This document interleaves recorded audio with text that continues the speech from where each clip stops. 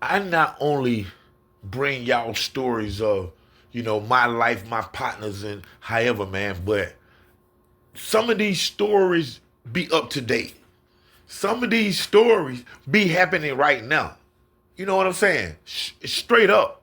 Everybody remember my partner slash cousin, CEO Kdoe CEO, my partner Kevin Bridges. This is the my homie, my Gemini twin that had the story about Rocco. When the sun don't shine, my nigga better believe that it's gon' rain. If you know like I know, my nigga, everything ain't the same. You know that I got you. I know that you got me too. Let's get some money, fool, and make it do what it do. Let me remind you, big I not only bring y'all stories of, my life, my partners, and however, man, but some of these stories be up to date. Some of these stories, excuse me, be happening right now. You know what I'm saying? Straight up. And everybody that follow me, I've been cooking, man. And when I be cooking, man, stuff be going on in your life and, however, with your friends, family, everybody go through this, man. But everybody remember my partner slash cousin, Kdoe. You know what I'm saying? CEO Kdoe CEO, my partner Kevin Bridges. This is my homie, my Gemini twin that had the story about Rocco, and I brought him on like twice. You know what I'm saying? And y'all who follow me know the story. Him and Rocco and everybody, everybody friends, everybody clicked up, everybody, whatever they is. Some drugs came in from like Italy somewhere, some ecstasy pills. You know what I'm saying? And he, unknowing, signed for him. Got banged up, went down, stood on 10 toes. Y'all know the whole story. He told y'all himself. And y'all that follow me know that this guy's come from like this mafioso type family of his granddaddy being who his granddaddy was out there on the streets, and they, 3 generations strong, and you have Kdoe Bridges. You know what I'm saying? And we was working on this documentary, about his family. You know what I'm saying? That's what we had been working on. Everybody know we was, that's on the south side, know that we had been working on a documentary, not only about him, but about his family, because his aunts, uncles, granddaddy, dad, everybody, ran the organization and made things go how they go. So, he had this mafioso, he comes from 3rd generation mafioso type family, you know what I'm saying? And with that being said, his grandfather passed, time due, his father passed, time due, things of that nature, and, he was left with the inheritance and the name. So now, him and his squad, his little brother and whoever, they doing their thing with the family company. You know what I'm saying? They got the tow truck service, the shop. You come get your car fixed. You can buy a car there. They fix it, mechanics on hand. Their whole nine. Like I say, repo service. They buy here, pay here, the cars, things of that nature. You know what I'm saying? So he's legitly running the business and doing his thing now. You know what I'm saying? And even when you leave the streets and try to turn a new leaf, things follow you. You know what I'm saying? You have to pay things back. You know what I'm saying? And I know some of my homies, I know my brother Tremaine thought this way at one point, you know what I'm saying? But even myself, us who really get it out the mud and came from the mud, man, what we have seen that scares some of us. Don't scare me, but it scares some of us. I know it scared my little brother. But we have this thing where we seen people that was in the game and they survived the game, from shooting to stabbing to car wrecks to all, just all, in it, robberies and all this stuff in the game. And when they left the game and turned their life, honest, it seems like they always died on some type of freak accident. Some type of way, man. I'm talking about they probably had been shot at, shot people, didn't go to jail, survived robberies, and just the whole street, and what comes with the streets. And they lived through it. But it seems like when they left, when they left the streets and changed over to, a new life, and they, don't have nothing to do with the guns and the drugs and the robberies and none of that, it seems like they always died, man. Faster than the ones that was living that type of life. So that kind of scared us from changing over to a new person. You know what I'm saying? And that's how we live. This is real talk, y'all. We seen a lot of people and our friends that was in the game that survived things that they shouldn't have survived. You know what I'm saying? That you would think they shouldn't have survived. But then when they leave it alone and go the straight way, they died on some old BS, we would say. So it kind of made us not want to leave the game because we watched that in our face, man. And to see Kdoe CEO, to jump and take that leap of faith. Like I say, he comes from this type of family where he get his company, he do it legitly, he do the right thing, he live in a total another life. You know what I'm saying? The streets are gonna always be in him, but he ain't living the street life no more. He living a corporate life, He living a life of a CEO, that's his name. You know what I'm saying? Kdoe CEO, he's still pursuing his career. He catching little clips and little extra from Atlanta, hip hop Atlanta. He got friends all in there, so he catching a little airtime here, a little airtime there. His music, still working on his music. You know what I'm saying? Perfecting his craft. And the game part of him is washed away. You know what I'm saying? Of course, we still gonna tote that iron because what's going on out here in the streets, we gonna forever tote that iron. You know what I'm saying? So he gonna keep the 4 pound on. You know what I'm saying? But then one day he has, a problem with a young lady who's behind on her payments. And think about it, we come from not having nothing. And this young lady from Florida up here, we don't know if she got family up here or not. These are the things that we think about, that he think about because he tell me. You know what I'm saying? So when she was missing payments or whatever, he wasn't just hounding her, and just on her, she got a little baby, things of that nature. But we still got to run a business, y'all. You know what I'm saying? We still got to run a business. So, when the phone calls stop from her, now the red flag go up for him, his brother, and the company. You know what I'm saying? As far as that car. You know what I'm saying? And, it's a business. You got to go get your shit. What, she just going to run off with your car? Her baby dad, her boyfriend, or just whatnot, however. So, one of the agents, you know what I'm saying, which is a brother of Kdoe, goes and repos the car. It's 2 o'clock in the morning, whatnot. He crept up on them. They in the house sleep. He put it up on, got half of the car up on the truck. Well, they heard him. Y'all seen them TV show? They heard him. So they come running out the door.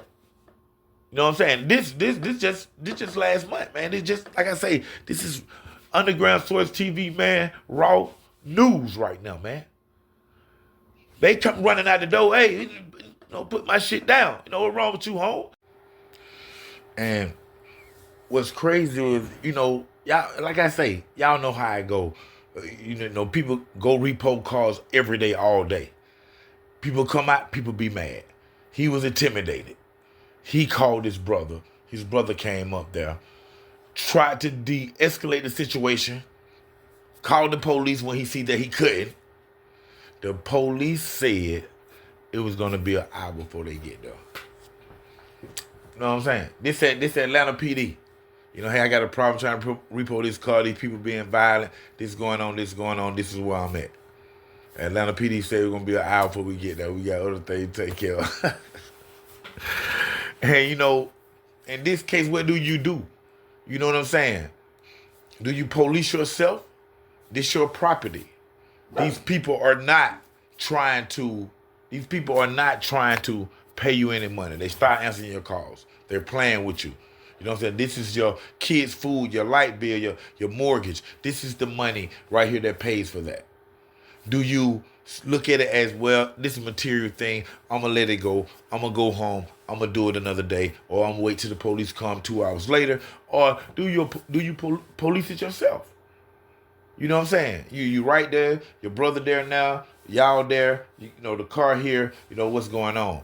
What's going on is, once Kdoe get to the scene and it don't go as planned and the cops talking about an hour, Kdoe decides, matter of fact, man, I'm just finna get the keys, man, let me get my car. And he gonna go ahead and just handle the situation himself. What happens next is the girl jumps in the car. She's not gonna give him the key. She jumps in the car with a baby and tried to crank the car up. He reached in the window and tried to pull the keys out, but she had to crank it and put it in drive. Now she flying down Campbellton Road with Kdoe on the hood of the car. Woman was going about 40 miles per hour in a hotel, so a really busy area. He says he lost sight of the man holding on for his life. Straight like that. And then you have his brother who's in a tow truck, and then her baby daddy and his friend jump in his car, and they following them down Campbellton Road, and they shooting down Campbellton Road. He on the hood of the car, y'all. She gone. She ain't standing. You ain't happy. She finna go back to Florida with it. But of course, you know, it comes to a stop, man, and they going down Campbellton Road. Things are dangerous, you know, and that itself was dangerous. It was dangerous on her part. She got a baby with her. It was dangerous on Kdoe's part. He was on top of the hood. But she pulled over into these apartments, in the front of the apartments. Of course, like I say, his brother is following in the truck, and her baby daddy and his partner is following as well. So once she stopped the car, he jumped out the hood. Bitch, you crazy. Go grabbing the keys again, trying to get him out the dash. And he feel in his peripheral, he can see like, you know, a shadow. And he turned. And if he didn't turn, the baby daddy was gonna hit him in the head with a pipe. But when he turned, he caught him in the face. So, you know, as he trying to get the keys, here they come running. He see him, and when he turned, he get hit in the head with the pipe in the face, man, in the face area with the pipe. He wear glasses. Y'all see the photo?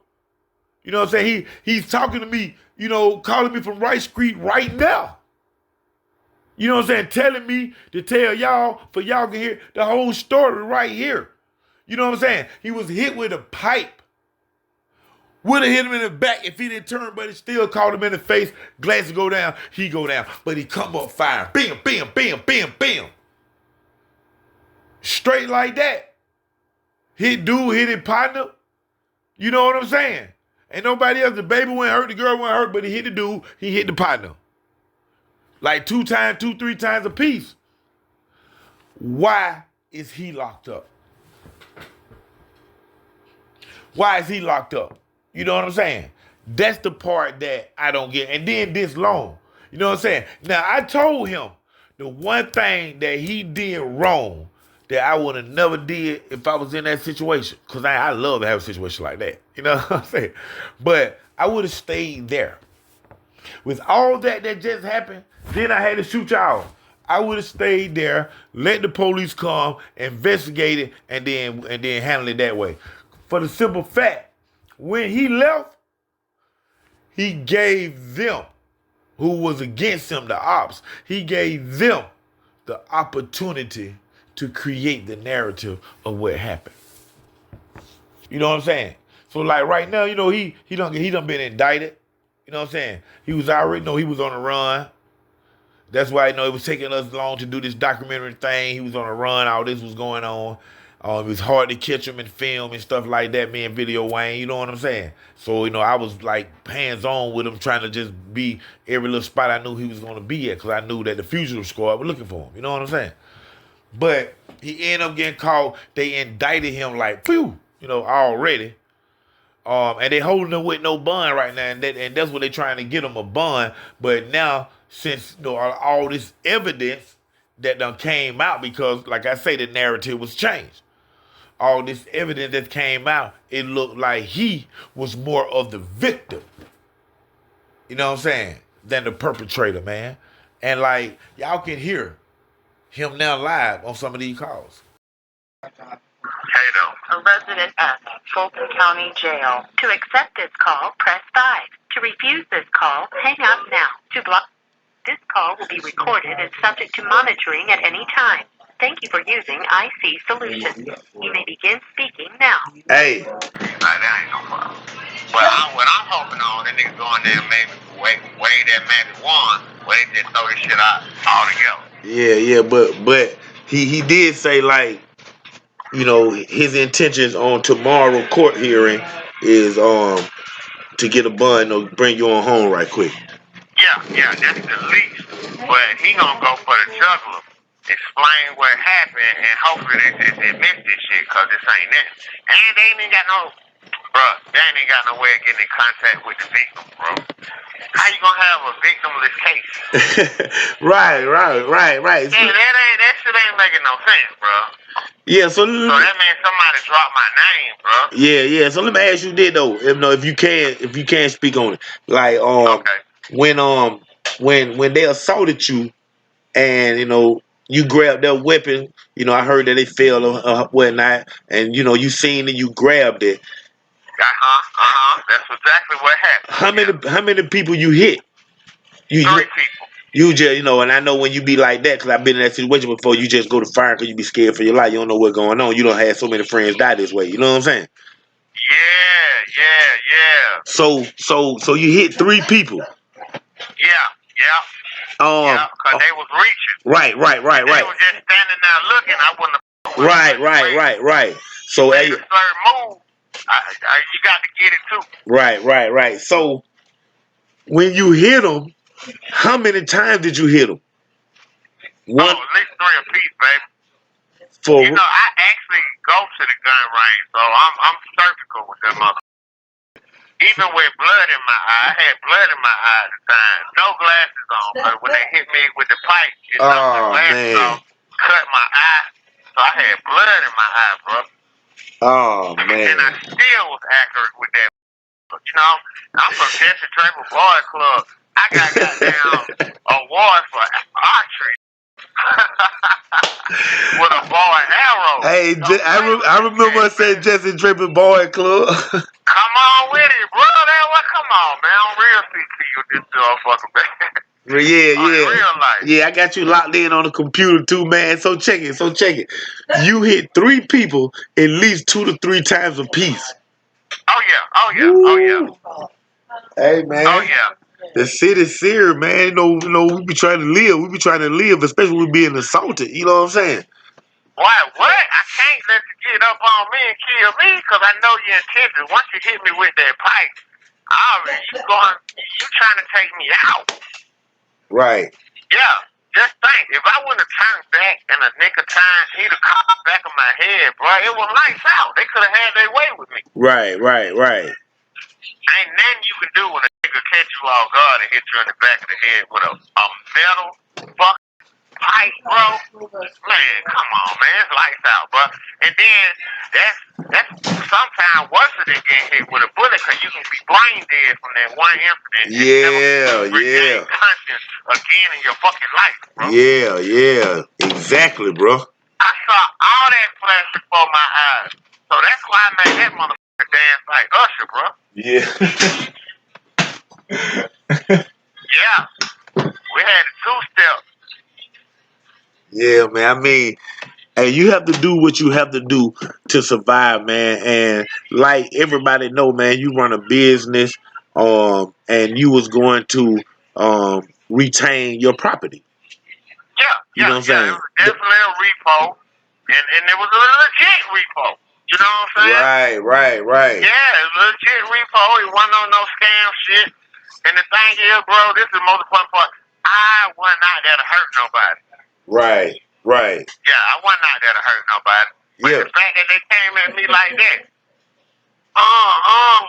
nigga. Yeah, man. Welcome to Atlanta. Yeah, for real though, man. Because we know how it's hard for people and people get behind and stuff like that, man. But at the same time, we run a business, so her actions will make your business and your livelihood, your kids not be able to eat. And then you know what? That's another thing I thought about it, man. I'm such a kind-hearted person. I gave the bitch chance of the chance of the chance of the chance of the chance. Now you just fucking over me. You know what I'm saying? I'ma come next week. Okay, bet. I wasn't sweating. Well, nah. My chick didn't come. I'ma come next week. Okay, make sure you come next week. Okay, next week get her. He's on some more shit. Then you just start answering my call altogether. So now you spitting in my face. I can't have that. Right. Right. Oh man. Yeah, that's why I got to draw the line, bro. Oh man. Yeah, I gave this motherfucker chance after chance after chance, bro. Right. Yeah, man. Damn, man. It seems like, and just think about that before we even get to the point where now you got these charges, and your life and your kids' life and your fiance life could be changed off. You trying to run a legit business. If you was gonna end up in jail and all this, you could have stayed robbing and selling drugs. Hey, and see, that's what I just don't understand it, man. I know that if he would have stayed there, he would have been better off. But once you get locked up, man, you get in there, you tell these folks your story. They see the situation. You have witnesses that seen exactly what happened. Live witnesses, like his brother was there, somebody else was outside. And then you have the scars, the pictures of the scars, the glasses broke, his eyes busted, side of his face bleeding, stuff like that came from him being assaulted. You know what I'm saying? So when you go to court, when you bring this little evidence, hey, Your Honor, there's more to this story, blah blah blah, like that. I would start from, if I was the judge or just anybody, even the DA, the person that prosecutes you, I would start from, man, this guy is like at his job, meaning like he a repo man. He repo your car when you don't pay. So like he's at work. This ain't no drug dealer, no robbery. This ain't no keys through his family tree. None of that shit. This ain't Rocco story. This is this man living a straight life now. Got his own company, running his the company that was handed down to him. Get into this thing with these people and they assault him. He defend himself, stand your own ground, and he's in jail with no bond on Rice Street. Hey man, and at this time, at this time and age, man, Rice Street ain't no place where you want to be. That Fulton County Jail, y'all. I don't know if y'all that been to it, that ain't from down here or just however. I ain't talking about Cobb County, Clayton County, Coweta County. I ain't talking about none of that. Henry County, I ain't talking about none of that. Fulton County Jail, Rice Street, is equivalent to a third world country prison. The prison in a third world country. That's Fulton County Jail. Go there if you want to now. They get some money, fool, and make it do what it do. Let me remind you, big busy bitch on the man. Took some losses, it was part of his plan. Get the fuck from rhyming cause you wouldn't understand. Had to touch the